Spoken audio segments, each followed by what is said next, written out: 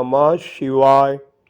मनुष्य जन्म पाने का उद्देश्य क्या है, इसमें हमें क्या करना चाहिए और किस प्रकार करना चाहिए, भगवान श्री ऋषभ देव जी ने अपने पुत्रों को इस संबंध में जो उपदेश दिया, श्रीमद् भागवत पुराण की इस वीडियो में आपके कल्याणार्थ प्रस्तुत है। श्री ऋषभ देव जी ने कहा, पुत्रों, इस मृत्युलोक में यह मनुष्य शरीर विषय भोग प्राप्त करने के लिए ही नहीं है। ये भोग तो विष्ठा भोजी सूकर कुकर आदि को भी मिलते ही हैं। इस शरीर से दिव्य तप ही करना चाहिए जिससे अंतःकरण शुद्ध हो, क्योंकि इसी से अनंत ब्रह्मानंद की प्राप्ति होती है।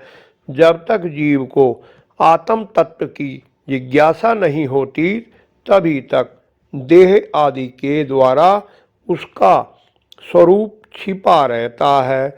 जब तक ये लौकिक वैदिक कर्मों में फंसा रहता है, तब तक मन में कर्म वासनाएं भी बनी रहती हैं और इन्हीं से देह बंधन की प्राप्ति होती है। जब तक उसको मुझ वासुदेव में प्रीति नहीं होती, तब तक वह देह बंधन से छूट नहीं सकता।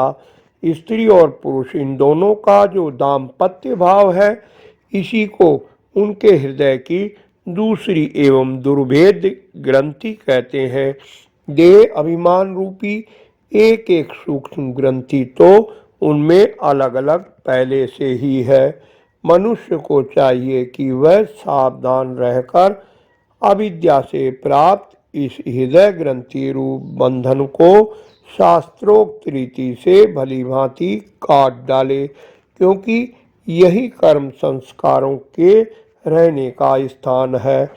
तदंतर उस साधन का भी परित्याग कर दे।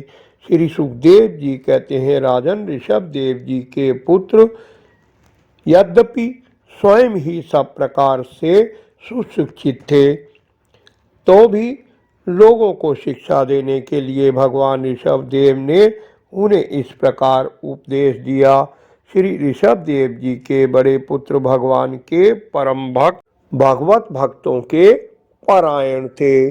ऋषभ देव जी ने उन्हें राजगद्दी पर बिठा दिया और स्वयं उपशमशील निवृत्ति परायण महामुनि के भक्ति और वैराग्य रूप परमहंस उचित धर्मों की शिक्षा देने के लिए बिल्कुल विरक्त हो गए। बोलो श्री कृष्ण भगवान की जय। अगली वीडियो में जानेंगे श्री ऋषभ देव जी का विरक्त जीवन और देह त्याग के बारे में श्रीमद् भागवत पुराण से। आशा है वीडियो आपको पसंद आई होगी।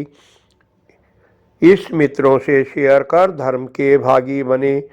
निरंतर जुड़े रहने के लिए चैनल को सब्सक्राइब अवश्य कर लें। धन्यवाद। आपका कल्याण हो।